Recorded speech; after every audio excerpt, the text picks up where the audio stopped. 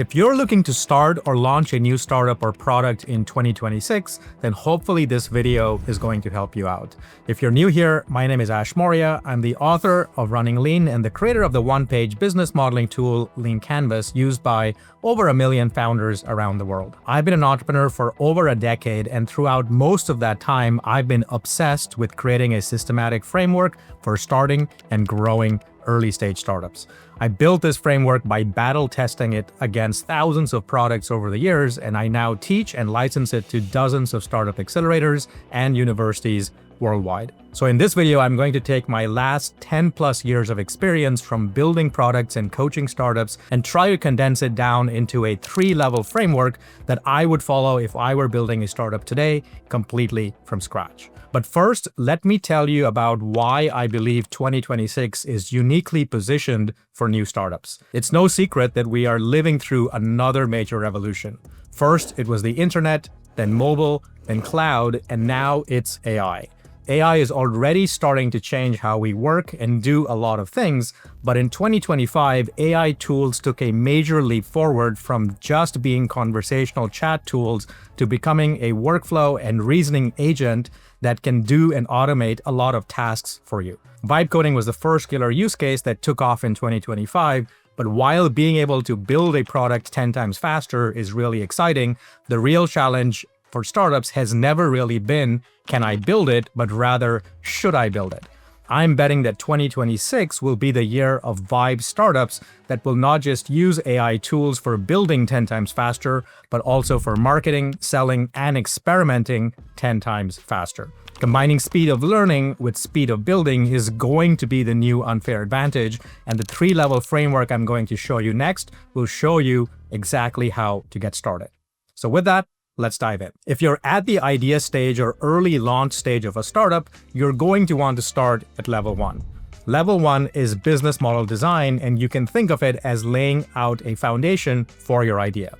This is where you take the big idea inside your head and make it real by turning it into a business model story that you can start sharing with other people. If you're starting completely from scratch and this is your first startup, then a huge hurdle that holds people up from acting on their idea is actually just not getting started on their idea in the first place. So what I'd be doing at this point is really getting your idea out of your head and sketching out a few business models. The Lean Canvas tool, which is the one-page business modeling tool I created, is great for this activity. The first challenge with any idea is getting other people to see what you see, and the Lean Canvas is a low-stakes way to share a high-level concept of your idea and start getting some feedback into whether people get what you're really trying to build here. Perfection at this stage isn't really the goal, because as with any skill, it's going to take time to get good, but at least at the start, you've made some effort to move your idea forward and start to share it with other people. And it's through these kinds of conversations with potential co-founders, advisors, and early customers that you get to move your idea forward. For example, if you're watching this right now and haven't yet started on your idea, I suspect that the thing possibly holding you back is probably overthinking. You're probably overthinking how to get started, how you'll find a co-founder, and maybe how you'll find the time to work on your idea. All of this overthinking just gets in the way of doing. That's why level 1 is just about sketching your initial business model, sharing them with other people, and seeing if they even understand your idea in the first place.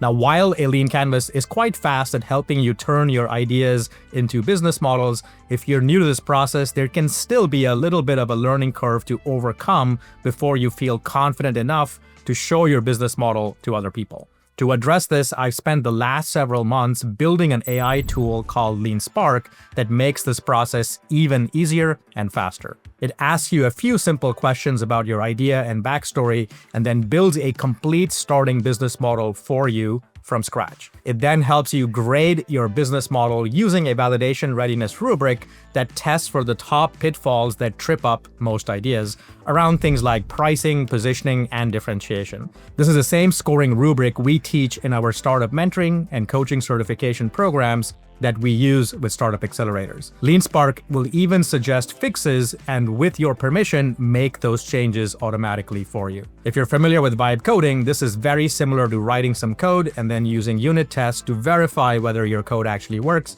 and if not, having the coding agent fix it and test it in a loop until it does. If you want to try out LeanSpark, I've included a link in the description below. Now, once you have created and shared your initial business model with a few people, you'll quickly hit the first fork in the road. You'll want to know if it's something you want to take further and turn into a business, or maybe turn it into a hobby. Now, there's nothing wrong with leaving your idea as a hobby. Hobbies are good for tinkering and learning new skills, but if you're more driven to build a business, then it's important to recognize that the key difference between a hobby and a business is ultimately revenue. If you're serious about turning your idea into a business, then you have to take it seriously and commit to more rigorous testing. By asking not only can I build this, but rather more importantly, will people care enough to buy it? And if you're ready to commit to that, you're then ready to go on to level 2. Level 2 is what I call demand validation, or selling before you build. This is where you test if enough people will even care about your idea to buy it before, and ideally, you build it. And this is quite different from what most entrepreneurs do at this stage. Most entrepreneurs would start with building their product first, but this is often a recipe for building too much or building the wrong product because you don't really know what your customers want at this stage. While a lean canvas should represent a plausible explanation of how your idea and business model could work, you have to still recognize that this explanation is still an untested theory that needs to be verified with actual customers. Plus, at this stage, there's the added pressure of how are you going to fund product development? Do you tap into your savings, or work nights and weekends, or try to raise funding from investors? In my opinion, it's still too early to make this choice, which is why I recommend setting aside the next 6 to 10 weeks to first design and sell your product before committing to build it. So how do you sell a product without first building a working product?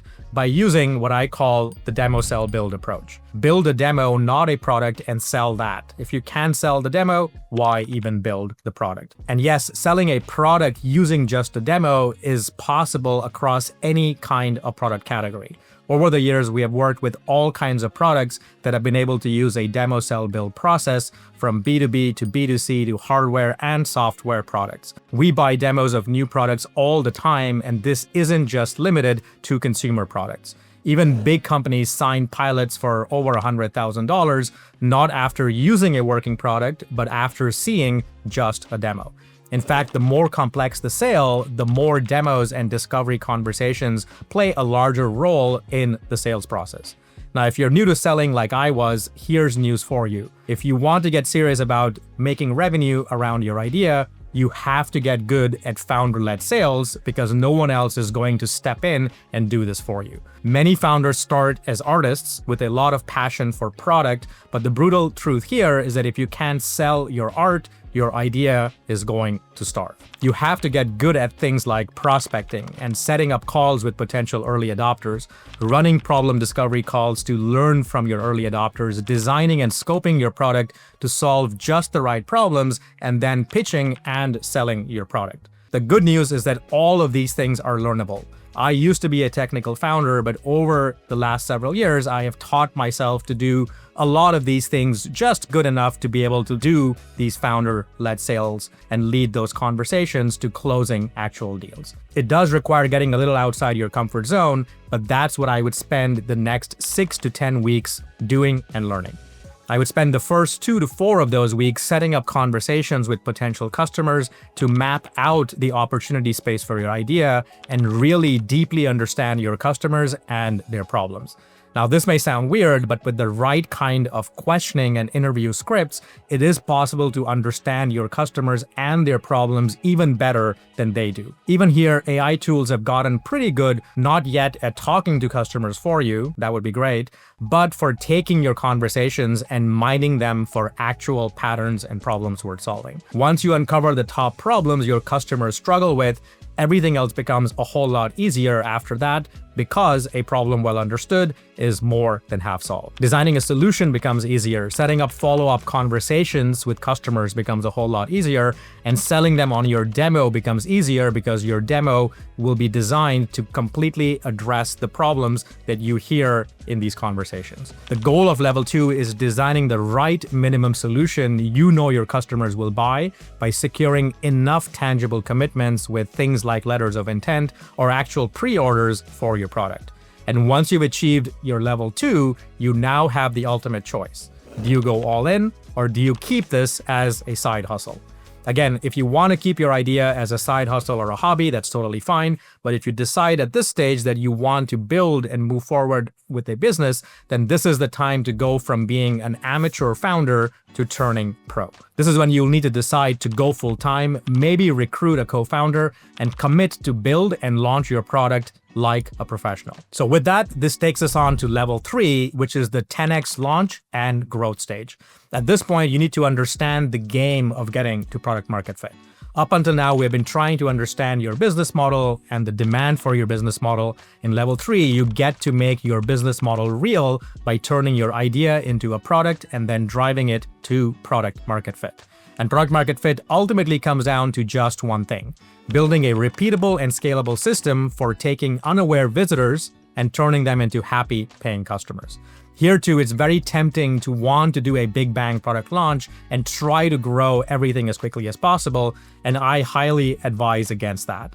If you have gotten this far, you should have validated your customer problem and product promise or unique value proposition as a risk, but you still need to overcome solution or technical risk. In other words, you still have to prove to yourself that you can actually build a product that delivers value to your customers, something they will actually use, pay for it, and not ask for their money back.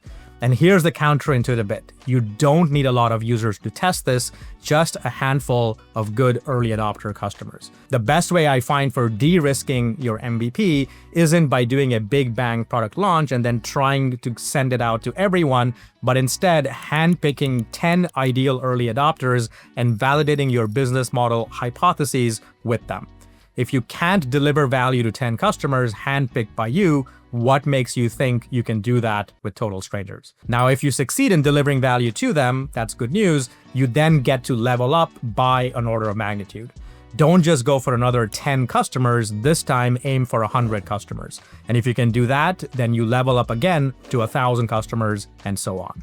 This kind of nonlinear strategy is what I call a 10x launch, and it's designed to help you tackle the next riskiest assumptions automatically in your product versus doing it all at once. For instance, when you're dealing with 10 customers, you don't need lots of sophisticated infrastructure or analytics or scalable channels just yet. You can simply focus on ensuring you build the best possible MVP experience that will deliver value to those 10 customers. As you move from 10 to 100 and then to 1,000 customers, you begin to trade this kind of high-touch learning for scalability.